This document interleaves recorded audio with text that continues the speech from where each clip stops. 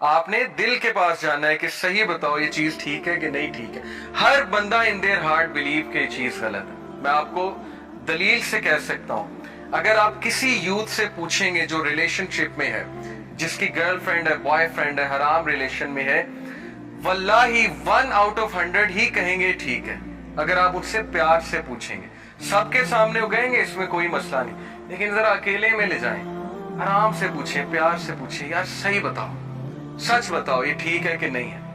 99 out of 100 कहेंगे गलत है। मैं आपको दलील से कह रहा हूं, मुझे यूथ पे कॉन्फिडेंस है कि अभी तक उनमें वो चीज बाकी है कि वो इसको गलत समझते हैं। चाहे नेटफ्लिक्स, चाहे टीवी सीरीज इसको जितना मर्जी आम कर दें, लेकिन गुनाह वो है जो दिल में खटके। बात खत्म हो गई। बस हमने दिल की सुननी है और सोल की सुननी है, और हमने अल्लाह से हिदायत की दुआ करनी। इसलिए प्लीज इस हदीस को ले लें। नबी सल्लल्लाहु अलैहि वसल्लम की एडवाइस है कि जब तुम्हारा हार्ट पीस पर है तो ये नेकी है, जब तुम्हारे दिल में तजब्जुब है, एंग्जाइटी आ रही है तुम्हें, तो फिर देखो कहीं तुमसे कोई गुनाह तो नहीं हो रहा है, तुमने किसी का दिल तो नहीं दुखाया, माफी मांग लो किसी से, तुम्हारी एंग्जाइटी खत्म हो जाएगी। सीटा न्यू तुम्हारी एंग्जाइटी खत्म नहीं करेगी, बड़ी फेमस मेडिसिन है, वो तो आर्जी तौर पे तो कर देगी केमिकल लेवल पे, लेकिन ये जो सोल की चीख है ये कैसे खत्म होगी।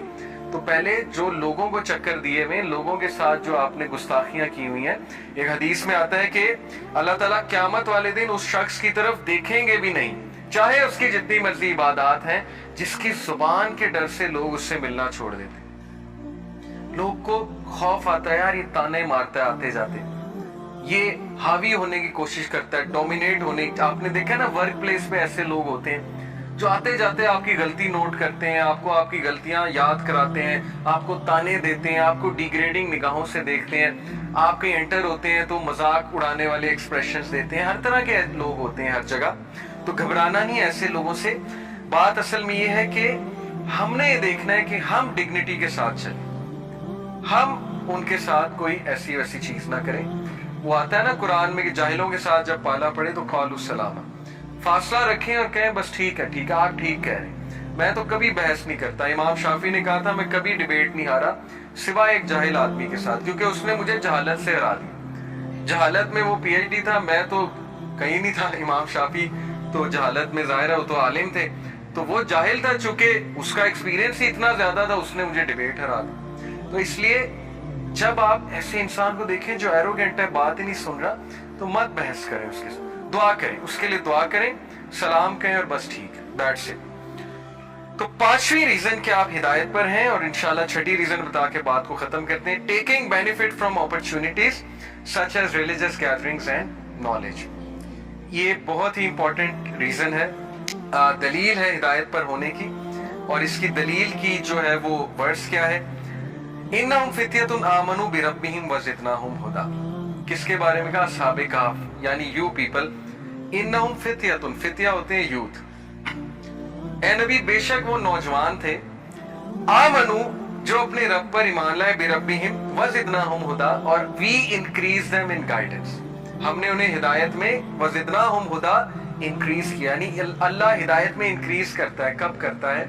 जब आप ईमान लेकर आते हैं। पहला स्टेप आपकी तरफ से है, अपॉर्चुनिटी से फायदा आपने उठाना है। देखें ये लोग अस्हाबे कहफ किसी की बात सुन के इंस्पायर हुए थे ना, किसी की बात सुनी होगी, किसी महफिल में गए होंगे, अपॉर्चुनिटी का फायदा उठाया।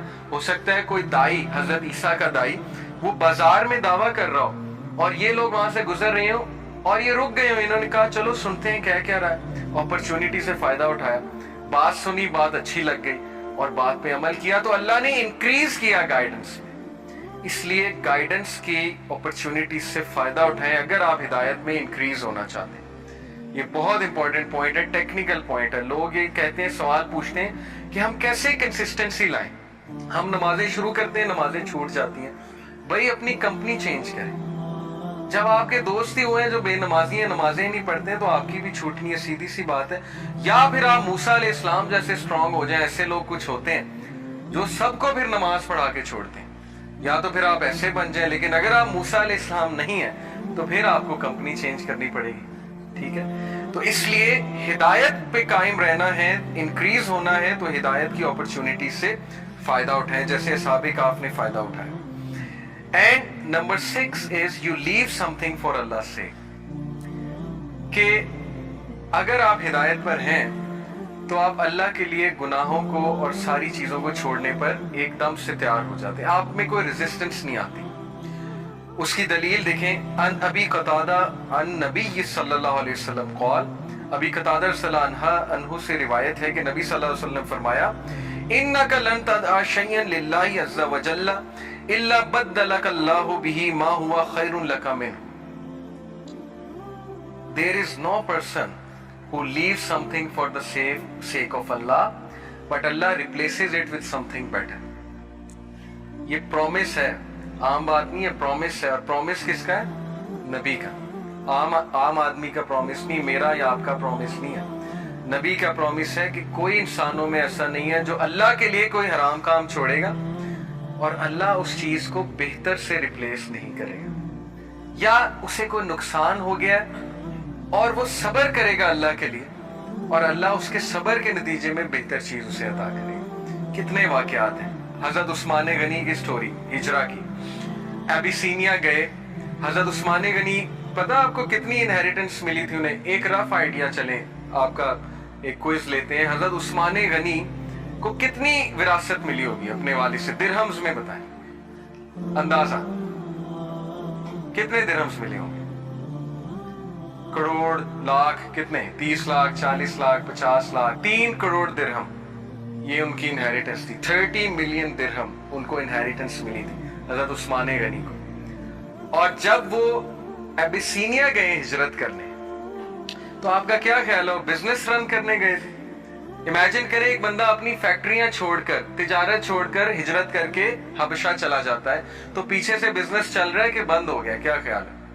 حالات ہی ایسے بند ہو گیا، ابھی سیدھی سی بات ہے، نہ بزنس چل رہا ہے، تو ان کو تو فکر یہ ہونی چاہیے میرا بزنس بند ہو گیا، میرا بزنس نہیں چل رہا ہے، میں نے پیسہ انویسٹ کیا ہوا تھا، لیکن انہوں نے اللہ کے لیے، رسول کے لیے ہجرت کی، and he is one of the 2 people in the world.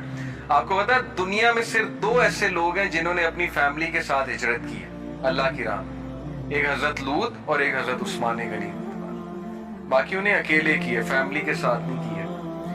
تو he is one of the few. حضرت عثمان غنی کے بارے میں آتا ہے کہ ان کی موڈسٹی آپ چیک کریں، چونکہ اب بات ان کی چل گئی تو میں آپ کو ان کی موڈسٹی کے بارے میں بتاتا ہوں۔